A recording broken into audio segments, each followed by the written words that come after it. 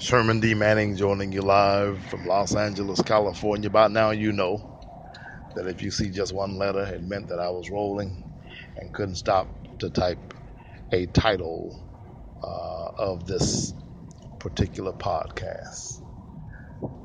Let's just call it Zeal. Since we got Z, make it Zeal. You got to have zeal for life, you got to have zest for living.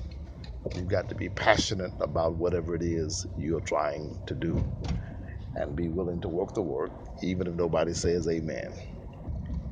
It is difficult at times, but growth and maturity oftentimes comes from stress and duress.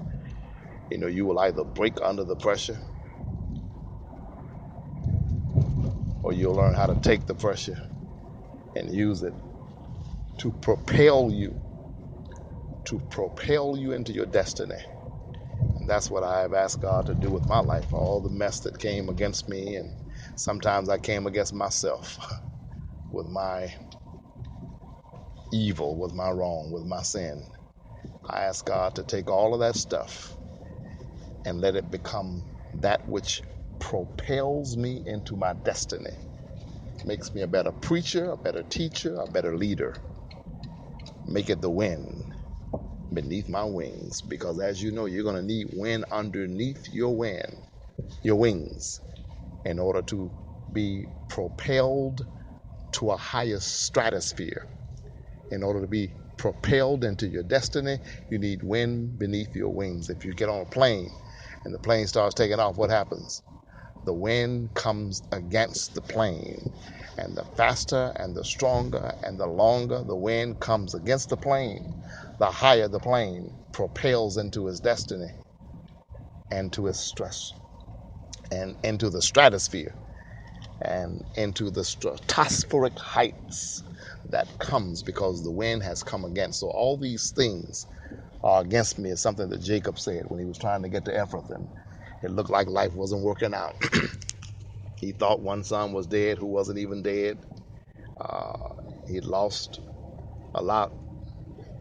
He even had to bury his wife Rachel on the road, on the road to Ephrath, on the road to the land of plenty, on the road to the destiny that God has spoken over his life. And that's what's crazy about life sometimes. Unexpected things will happen. Sometimes you will spend all this time trying to get to the place, and on your way, right before you get to the place, something will always seem to happen. And you'll have to bury somebody that you never thought you would lose. And you'll have to leave somebody that you thought would be there forever. It may not even be a natural burial. It may not be a physical burial. They might not die. You might have to, the relationship you had with them might have to die. They might have to part company. Sometimes God will move you past your friends. Sometimes God doesn't want you with certain friends. Sometimes when you get hooked up with people who are not going anywhere, God will let division come. Oh, I wish I had time to talk about divisions. And so God knows exactly what he is doing. And the problem is we don't know what he's doing at times. And as I was saying on yesterday, sometimes we have more revelation than we have situation.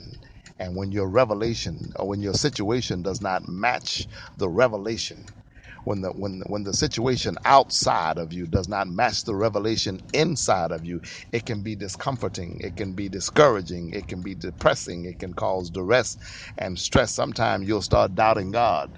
Sometimes you'll doubt yourself when you say, wait a minute, I know God told me this was going to happen, or God told me I was going to have that, but I ain't got this and I ain't got that. So sometimes, again, you have more revelation than you have situation, but you have to continue to believe that God is going to get you to your destination, because if the revelation was an authentic revelation, then you will have destination. God will get you to the place.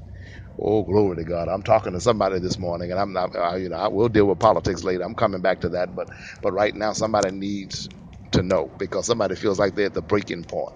I don't know who you are. I don't know where. I don't know who. I don't know why God gave this to me this morning at this particular time. But it says somebody feels like they're at that breaking point. Somebody feels like I can't take anymore. But I want to let you know that just when you think you can't take anymore, That's when your gift will kick in. That's when your anointing will kick in. And that's when the presence and the power of God will become palpable. And he will show you who he is and how he is and what he can do. And remember that he can do it all. And that you can do all things through Christ who strengthens you. So I encourage you to keep the faith. I encourage you to look up. I encourage you to keep hope alive. I encourage you to continue to dream. I encourage you to continue to have visions and goals for your life and to not give up and to know that some kind of way God will make it all right. God said he would make things okay. That was an old song saying, God said he would make things all right.